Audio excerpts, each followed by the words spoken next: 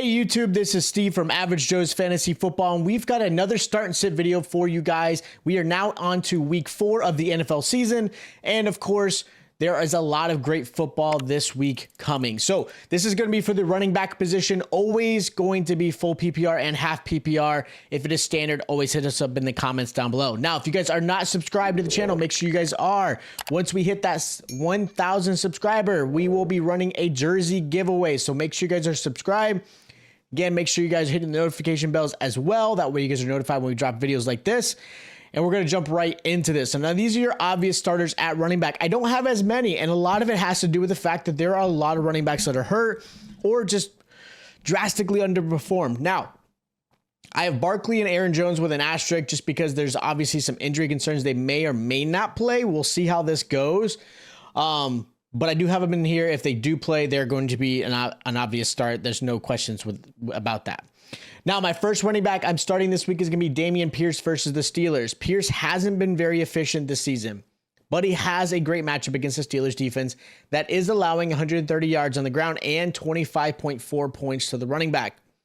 Texans will need to use Pierce to keep TJ Watt and that defense honest to allow CJ Stroud to play well and for the Texans to have a chance to actually have a victory this week.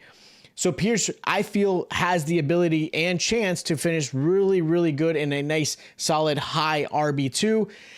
I don't know quite RB1, but I think he could be a really good RB2 this week in this matchup.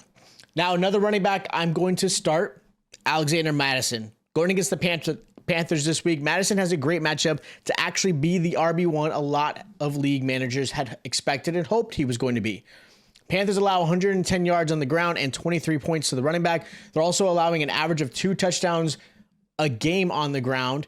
Madison has the chance to really take advantage of this. Vikings should be putting up a lot of points, giving him the chance to really run and close out this game. So I like Madison for the first time this season. I think he's got a good matchup.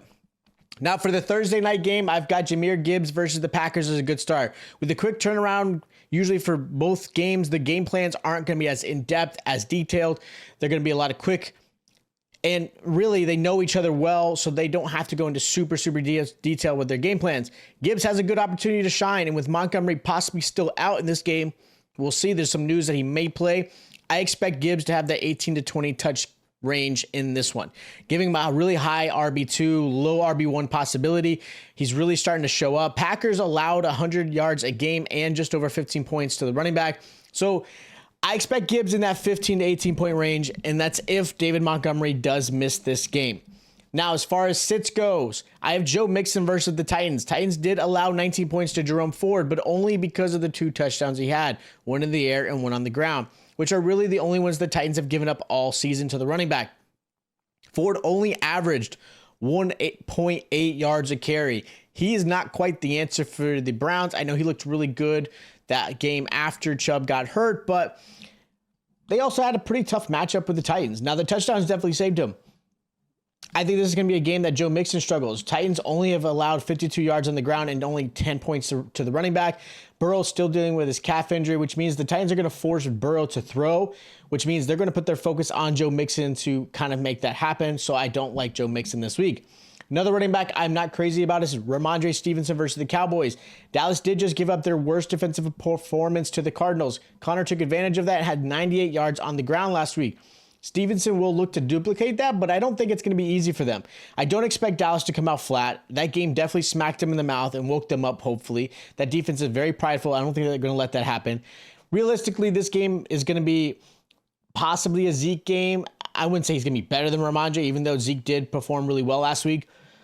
But he's going against his whole team, and I think that might be a big deal.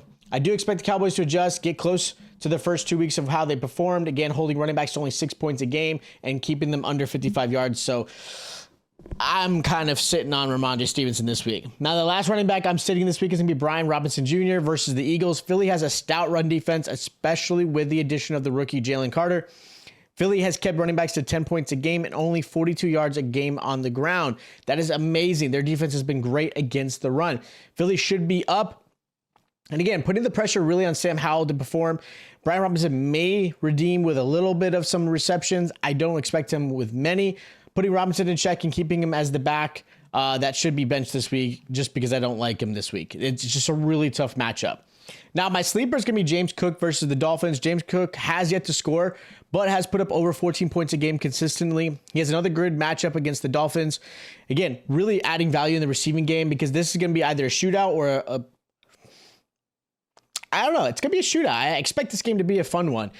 But Dolphins have been pretty aggressive against the run, but they have not been amazing. They are allowing 100 yards on the ground. They're also allowing 3 touchdowns the last 3 games as well. So this is definitely a game that I think James Cook can definitely take advantage of, getting you to that 16 to 18 point range.